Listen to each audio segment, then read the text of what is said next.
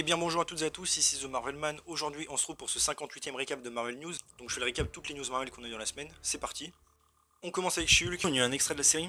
On peut voir l'accident de voiture où Jane aura ses pouvoirs. On peut voir qu'ils sont attaqués par un vaisseau de Sakaar, donc sans doute le fils de Hulk peut-être, qui est dedans.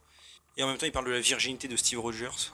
On a su d'autres extraits, on peut voir l'abomination parler avec une voix complètement humaine, ce qui est incohérent avec l'incroyable Hulk et Shang-Chi d'ailleurs, en plus d'être ridicule. À ce qui paraît d'ailleurs la scène de Shang-Chi avec l'abomination serait expliquée dans le deuxième épisode de She-Hulk. Et à ce qui paraît, cet épisode aura aussi un lien avec World War Hulk, qui pourra arriver plus tard. Dans le premier épisode aussi, apparemment, il y aura un fight entre Hulk et She-Hulk, comme on voyait dans le trailer. Daredevil aussi, ils ont dit qu'il serait plus amusant et plus léger. Et la réalisatrice a rappelé que c'était un personnage du MCU qui apparaissait dans cette série. Rappelons que la série est canon, évidemment. Et bon, en vrai, que le personnage soit plus léger, c'est assez cohérent avec la saison 3. Il y en a déjà vu Daredevil faire des blagues comme dans Defenders. Après, ce que les gens comprennent pas, c'est que ça, c'était du bon humour. Là, moi, je veux pas que ce soit de l'humour à la MCU, quoi. Ils ont aussi que l'acteur était vraiment chaud pour tout faire dans la série. À ce qui paraît d'ailleurs, il ne sera pas dans les 4 premiers épisodes, bon après ça me paraissait logique.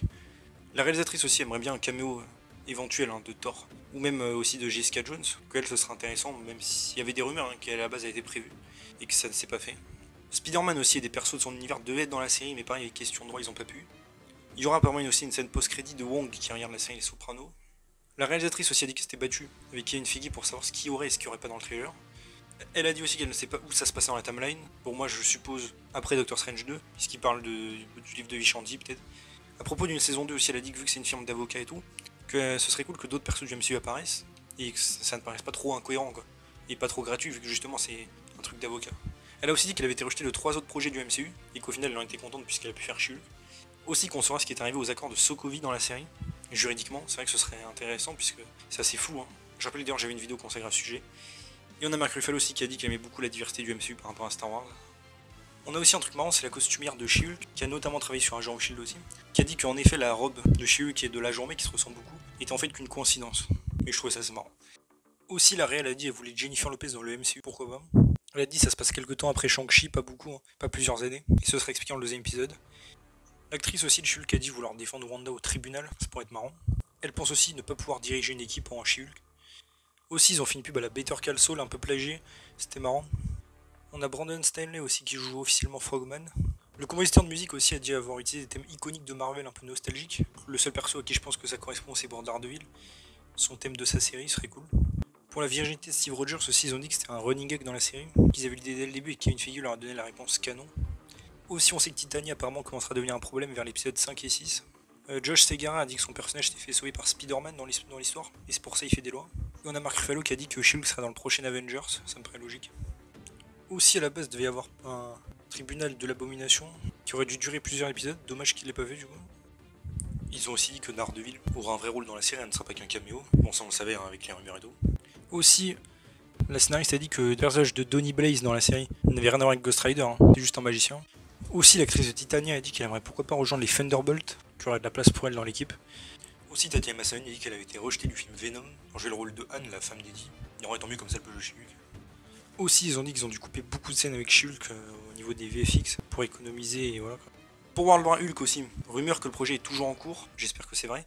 Et aussi, alors c'est une autre nouvelle rumeur qui dit que les droits en fait de Universal avec Hulk vont expirer en juin 2023. Alors si c'est vrai, c'est intéressant, parce que ça coïncide avec le fait qu'ils voulaient préparer le film World War Hulk, etc. Donc j'espère vraiment. Aussi, Mark Ruffalo a dit qu'il était chaud pour faire le film, si ça se faisait. Ensuite, pour Hawkeye, on a eu les nominations au Saturn Award, avec meilleure performance d'acteur pour une jeune actrice pour Kate Bishop, et meilleure série événement limité. Pour Echo aussi, on a eu des photos de Fisk sur le tournage. Vous vous rappelez la semaine dernière, en plus j'en avais parlé. Alors a priori c'était pas pour les messages, parce que dans la scène dont je parlais la semaine dernière, apparemment il avait un costume noir, il était avec Maya enfant. Là il a son costume blanc, d'ailleurs celui de la saison 3 de Daredevil, littéralement. Apparemment d'ailleurs les photos aussi ont été coupées, découpées parce qu'apparemment ça spoil pas mal. On peut remarquer aussi qu'il est assez balèze, même par rapport à avant, Marvel Show va le booster. Et on peut remarquer aussi qu'il n'a aucune blessure peut-être due à Maya. Il y avait des rumeurs qu'il a un cache-œil dans la série. Est-ce que peut-être c'est un flashback époque saison 3 de Daredevil? Peut-être. Ou peut-être qu'il a juste pas eu de blessure au final.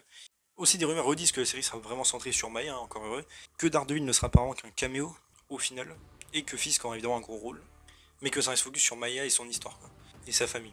Aussi d'autres rumeurs qui ne me plaisent absolument pas, c'est que du coup, les méchants, il y aura aussi un groupe de méchants en plus, très obscur des comics, qui sera totalement réinventé, et qui seront très mystiques et surnaturels, et que leur but dans la série serait insane, donc un truc de fou.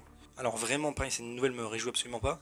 Ça fait plusieurs persos, comme Miss Marvel, le Moon Knight, qui au lieu d'être street level deviennent mystique. Je veux dire, un vrai point trop élevé. Et bon, j'espère que ce sera pas le cas du coup. et surtout des méchants comme les clandestins, hein, c'est la description. Franchement, ça me plaît pas. Aussi, alors ça c'est plus spéculation, pour Daredevil Born Again, c'est l'acteur de Brett Mahoney, qui jouait évidemment dans la série, qui met une photo de Daredevil le Punisher. Est-ce que c'est peut-être pour teaser éventuellement ça pour la prochaine série?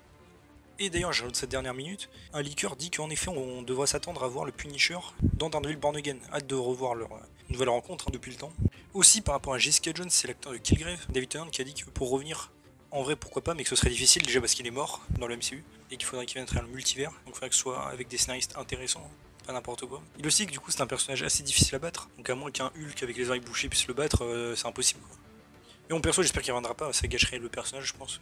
Pour Black Panther Wakanda Forever aussi on a eu un leak de Lego, on peut voir un peu toutes les figurines qu'il y aura dans le film, dont Shuri évidemment en costume. Encore une fois ça on le savait déjà de base. Les reshoots d'ailleurs sont en cours actuellement, en fait même à l'époque là où ils sont venus à la Comic Con, en fait ils ont dû repartir au studio après pour aller travailler. On a aussi un livre Black Panther Dream of Wakanda qui sortira le 6 septembre et ça reviendra sur le premier film, hein, un peu les coulisses quoi du film. Pour Iron Heart, on a Shia Cooley qui avait été casté la semaine dernière, qui dit avoir hâte de participer et excité évidemment. On a aussi Zoé Terrakas qui est officiellement dans le casting, hein, il y avait des rumeurs à l'époque, mais cette fois-ci c'est sûr. C'est aussi une photo de tournage, on peut voir qu'il y aura la technologie BARF, donc le truc de Mysterio là avec les drones et tout, ça me rassure pas trop ça. Pour Falcon The Winter Soldier, on a une nomination aussi au Saturn Award pour meilleur acteur dans une série de streaming pour Sam Wilson. Pour Captain America New World Order, le projet devait filmer en juin 2022 à la base. Par rapport à Armor Wars aussi, le nom de production de la série est Acid Pop Production. Pareil, des fois ça donne aucun indice, normalement les noms de production. Mais un leaker là qui a vu ça pense qu'en fait ça pourrait peut-être être lié à la scène de l'Incroyable Hulk où Stanley buvait, vous savez, une boisson avec le sang de Hulk, une boisson qui s'appelait aussi Pop, et que donc ça pourrait être un délire où il y a plusieurs Hulk dans la nature et que War Machine va les arrêter. C'est vrai que ça pourrait être cool. D'autres rumeurs disent aussi hein, que le projet n'a vraiment pas fusionné avec Ironheart. Il n'est absolument pas abandonné, hein. De toute façon le projet est trop loin en production. Don Cheadle a d'ailleurs aussi teasé hein, que c'était toujours en développement. Par rapport à Shang-Chi 2 aussi, le projet serait toujours avec le même réalisateur et serait fait apparemment avant Avengers Kang Dynasty. Donc bon, ça me paraît un peu petit le délai, mais bon. Aussi une nomination au Saturn Award de meilleur acteur dans un film pour Shang-Chi, meilleur acteur de support pour Katy et meilleur film de super-héros. Pour Eternal on a encore une autre rumeur qui dit qu'apparemment Chloé Zhao ne reviendrait pas. J'espère que c'est faux, hein. L'autre fois j'en parlais que justement c'était plutôt des rumeurs dans l'autre sens, mais bon, on verra. Pour Moon Knight aussi, il y a eu pareil, une nomination au Saturn Award pour meilleur acteur dans une série en streaming pour Oscar Isaac, meilleure série événement limité et meilleur acteur de support pour Arthur Harrow. Aussi, on a le cascadeur de Oscar Isaac qui sur Instagram semble teaser encore une fois une saison 2. Intéressant. Et on a aussi le doubleur de Khonshu qui a dit qu'il comprenait le personnage, les motivations pour la justice et tout. Pour Wonder Man, apparemment aussi le casting est en cours, ouvert à toute ethnie. Bon, après peut-être autant qu'il garde Nathan Fillion, hein, comme j'avais déjà dit, qui avait tourné une petite scène dans Les Gardiens de la Galaxie, qui a été coupée. Et donc le rôle, encore une fois, est décrit hein, comme un acteur hollywoodien en difficulté. C'est normal, hein, c'est le personnage de Wonder Man. Et que ce sera évidemment une comédie. Alors oui, c'est original dans le MCU, mais bon, là pour le coup, c'est quand même adapté au personnage. Pour Thor Love and Thunder aussi, on a eu plusieurs photos de tournage aussi. Photos de Bast, encore, qui avait été coupée. Hein. À propos d'un retour aussi pour Heimdall, l'acteur en a parlé. Disant qu'ils ont déjà presque tout fait sur son personnage, à part exploiter son immortalité. Et que donc on sait jamais, hein, peut-être, mais voilà. En vrai, ce serait dommage, je pense, de faire revenir Heimdall, parce que là, ça ferait du coup le dernier perso mort qui revient de Infinity War Endgame. Alors oui, vous allez me dire, certains sont restés morts comme Loki ou Gamora, mais bon, ils sont quand même de retour d'une manière ou d'une autre. Vision pareil. Aussi, l'acteur de Hercule a parlé un peu, disant qu'il avait eu un appel là, sur Zoom à l'improviste la nuit. Carrément, il était occupé pour se faire recruter par Marvel, et du coup, il croyait même pas. Et qu'il a eu que 2 semaines pour s'entraîner là pour son apparition. Et donc, il a dit qu'il a fait 400 pompes le jour J. Aussi, truc amusant, enfin amusant ou pas, c'est James Gunn qui avait expliqué que donc Kraglin ne faisait pas partie de la Galaxie. Et Taika Waititi s'est dit en gros, on s'en fout, et ils l'ont mis quand même en membre de l'équipe. J'imagine que ça, ce sera Redcon dans les Gardiens 3. Il y a eu aussi un concept art avec les dieux, on peut voir qu'il y a Cyttorak, vous savez, qui est en lien avec les X-Men et tout, avec le fléau en général, intéressant. Aussi, le combat en noir et blanc a été fait avec un nouveau système d'éclairage, par la même société qui avait fait le truc entre les Valkyries et là. C'est vrai que c'était stylé. Et une nomination au Saturn Award pour le meilleur film de super-héros. Par rapport à Loki aussi, on a encore eu énormément de photos de tournage, mais genre beaucoup, qui sont encore une fois au McDo d'ailleurs, hein, comme les autres qu'on avait déjà eu. Mais on peut remarquer que Sylvie qui est présente dans la scène, cette fois-ci a son costume de Loki. Hein. Donc j'imagine que peut-être c'est pas le même jour, peut-être qu'ils vont l'espionner, peut-être qu'elle a une couverture dans un McDo, où elle se fait passer pour une humaine et tout. Enfin voilà, je sais pas trop, mais je fais les théories en vite fait. On a aussi une photo avec un peu de décor de plage, hein, ou avec des allusions au jet ski. Est-ce que peut-être Mobius va pouvoir avoir enfin son jet ski? Ils ont aussi que la musique avait été composée très tôt à l'époque, hein, de la saison 1, et que l'acteur de Loki l'écoutait et tout, pendant le tournage. On a aussi une nomination au Saturn Award pour le meilleur acteur dans une série de streaming pour Loki, et meilleure série de fantasy. Owen Wilson a d'ailleurs dit que c'était fait réprimander pas mal par Marvel, hein, pour avoir spoilé à droite à gauche, plusieurs fois. Aussi, on a Giancarlo Esposito qui apparemment avait discuté d'un rôle pour Loki. Alors j'imagine que ce serait peut-être Kang le Conquérant, c'est vrai que ça aurait pu être très cool de l'avoir. Maintenant je regrette un peu. On a aussi une autre rumeur à part, qu'un gros acteur joue un méchant qui sera pour commencer dans Loki, et c'est pas un variant de Kang. Et après on a une autre rumeur qui est peut-être la même du coup, qu'on ait Henry Cavill en Hyperion dans la série, c'est vrai que ce serait intéressant. Et justement en lien avec tout ça aussi pour Avengers The Kang Dynasty, rumeur qu'il y a la Squadron Suprême, donc un truc inspiré un peu de The Boys, un peu donc une version maléfique de la Justice League, avec des gars qui ressemblent à Superman, Wonder Woman, Batman, peut-être qu'Hyperion pourrait être dedans du coup là. Et que du coup dans ce film, dans Avengers et tout, il bosserait pour Kang. Et beaucoup de licornes ont relayé l'info, donc peut-être que ce serait stylé. Mais si je préfère comme Henry Cavill reste en Superman. Pour les Gardiens de la Galaxie Volume 3 aussi, James Gunn a dit qu'il savait exactement quand sortirait le trailer. Alors bon, on sait pas, hein. Il avait dit que les effets fallait encore les terminer pour que ce soit parfait, peut-être à la D23. On a aussi l'acteur de Adam Warlock qui débunk une rumeur qui disait que dans le film il sera en couple avec Gamora. C'est vrai que ça arrive en comics. Et aussi que c'était un truc de ouf d'être dirigé par James Gunn. Aussi dans I Am Groot, truc que j'ai pas précisé dans ma vidéo consacrée, on peut voir de l'écriture Kree, introduite évidemment d'abord dans Agent of Shield dans le MCU, puis qui est apparu dans Inhumans, Gardiens de la Galaxie et tout. Assez cool. Pour Miss Marvel aussi, Saturn Award, nomination de meilleure performance de jeune actrice pour Kamala évidemment, et pour meilleure série événement limité. Aussi apparemment qu'il y a une figure est poussée pour faire l'intrigue au Pakistan, au lieu d'attendre la saison 2, pour que ce soit plus ambitieux. Et perso je pense que ça a été une erreur. Pour Secret Invasion aussi, Samuel L. Jackson annonce que les reshoots sont terminés, tant mieux. Des leakers finalement disent que Emilia Clarke jouerait le Skrull. Gia, c'est un Skrull qui a pris l'identité de Pepper Potts en comics. Et à la base d'ailleurs, dans les premiers scénarios, apparemment il devait être Verank, la reine Skrull. Et aussi rumeur que Kingsley Ben-Adir joue Gravik, un Skrull original du MCU. Pour WandaVision aussi une nomination au Saturn Award pour meilleure série fantastique, meilleure actrice en série limitée pour Wanda, et meilleure actrice de support en série limitée pour Agatha. Pour un projet solo de Scarlet Witch aussi, des rumeurs disent maintenant que ce serait une série et pas un film. On verra bien sûr. Pour Doctor Strange et Multiverse of Madness, nomination au Saturn Award aussi pour meilleur film de super-héros, meilleur acteur de support pour Wong, meilleure musique pour Danny Elfman, meilleur visuel et effets spéciaux. Voilà quoi. Par rapport aussi à Spider-Man 4 dans le MCU, par rapport à Harry Osborn, c'est en fait déjà on posait la question à l'acteur Dave Franco, qui est en fait le frère de James Franco, qui jouait le Harry dans la trilogie de Tobey Maguire. C'est pareil, s'il serait intéressé par le rôle, il a dit que moyen, qui serait un peu délicat. Mais c'est vrai que ce serait marrant comme clin d'œil. Ensuite, nomination aussi au Saturn Award.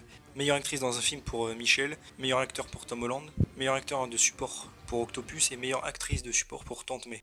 Par rapport à Across the Spider-Verse aussi, on a eu des descriptions de personnages, grâce à des jouets et tout. Hein. Par rapport à Madame Web aussi, le film aurait été pas mal réécrit suite aux critiques de Morbius. Ce qui est pas aussi, c'est avant que le Spider-Man de leur univers existe. C'est pour ça que ça se passe dans le passé. Pourtant, un caméo d'Eddie Brock serait toujours envisagé. Et on a eu pas mal de trucs sur le casting. Donc Dakota Johnson, c'est Cassandra Webb, hein, la première Madame Webb. Et elle a 3 Spider Totem qui travaillent pour elle, qui sont appelés aussi les araignées. Donc on a Sydney Sweeney en Julie Carpenter, Isabella Mercer en Anya Corazon, et Celeste O'Connor dans le rôle de Mattie Franklin. Donc voilà, ce sera un peu l'équipe de Madame Webb, ça, au total. Assez cool. On a aussi Emma Roberts qui en fait jouerait Mary Parker, donc la mère de Peter. Et aussi Adam Scott, hein, qui ne jouerait pas Larry Carpenter ni Spider-Man, mais qui jouera en fait Oncle Ben, jeune. Et donc tout ça donc nous mène à la conclusion que le film sera en fait une espèce de... un peu comme Terminator, où le méchant remonte dans le temps pour empêcher la naissance de Spider-Man, et les Madame Web là qui vont empêcher ce truc d'arriver. Honnêtement, je trouve le concept assez marrant, à voir comment ça peut rendre. On a aussi le personnage de Charlotte Twitter qui était dans le scénario à la base, mais retiré pour pas confondre avec Cassandra Webb, et le méchant du film serait Ezekiel Sims, joué par Tahar Rahim, et qui serait lié au Spider Totem et tout. Enfin, franchement, ces nouvelles m'ont quand même intéressé par rapport au film. Ça peut être intéressant pour la mythologie de Spider-Man 2. Aussi, on a des photos de tournage d'un restaurant qui est lié à Spider-Man en comics, assez cool. Par rapport au Thunderbolt aussi, d'autres nouvelles rumeurs disent qu'en personnage il y aurait Yelena, Belova, The Hood, l'Abomination, US Agent, Valentina, que le personnage de Songbird aussi n'y serait pas, en même temps il n'est pas dans le MCU pour l'instant, et que pour Zemo ce ne serait pas sûr. Bon, à voir, hein. Je rappelle j'ai une vidéo aussi à ce sujet. Pour les 4 fantastiques aussi, apparemment, un réalisateur sera vraiment ciblé et annoncé à la D23. Et rumeur que ce soit Matt Shakman, qui a fait WandaVision, tous les épisodes. Et pour le coup, déjà, je trouve que c'était un très bon metteur en scène déjà. Mais c'est vrai que l'esprit un peu familial qu'il y a dans les 4 fantastiques, peut le gérer très bien, on l'a vu dans WandaVision. Donc moi, je suis chaud. Par rapport à Deadpool là aussi, je trouvais ça marrant, c'est Aaron Taylor Johnson qui jouait Quicksilver et qui va jouer Kraven, qui a dit qu'à la base, il avait failli avoir un rôle dans le film, dans le 2. Aussi une news par rapport un peu aux X-Men, c'est l'actrice Ali Bailey, qui a mis fin à une rumeur où il disait qu'elle pourrait jouer Kitty Pryde dans le MCU. Elle a dit que c'était pas le cas.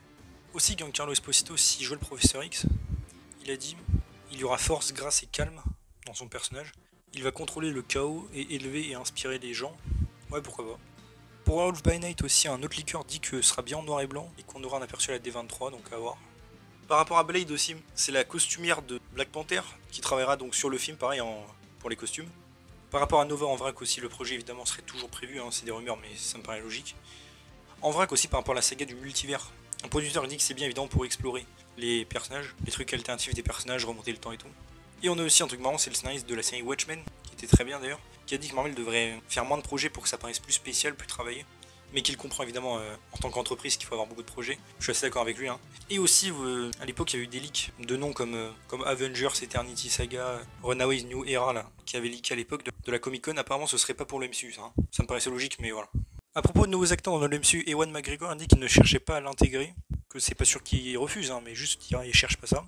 Et l'actrice Alison Brie a dit qu'elle aimerait bien jouer une bonne méchante dans le MCU, importante, pourquoi pas. Aussi par rapport au VFX, encore, cette fois-ci c'est à l'époque d'Avengers Endgame en fait, Marvel avait déplacé la date de sortie, l'avait avancée, et en fait sans prévenir l'équipe des VFX. C'est-à-dire qu'en gros ils ont oublié de leur dire, et donc ce qui leur a fait moins d'un mois pour tout finir. Encore une fois, franchement, pas très professionnel. Il y a aussi une rumeur que suite aux polémiques actuelles, Marvel veuille ouvrir sa propre société de VFX, un peu comme Lucasfilm par exemple, pourquoi pas. Et aussi au niveau jeux vidéo bonus, le 9 septembre sera annoncé un jeu Marvel fait par Skydance New Media. Et voilà, c'est déjà tout pour ce 58e récap de Marvel News, donc j'espère que ça vous a plu. Si c'est le cas, n'hésitez pas à vous abonner, liker, commenter, partager, activer la cloche, à me suivre sur mes sociaux et mon Discord, vous avez les liens en description. Et on se retrouve bientôt pour une nouvelle vidéo. Salut tout le monde.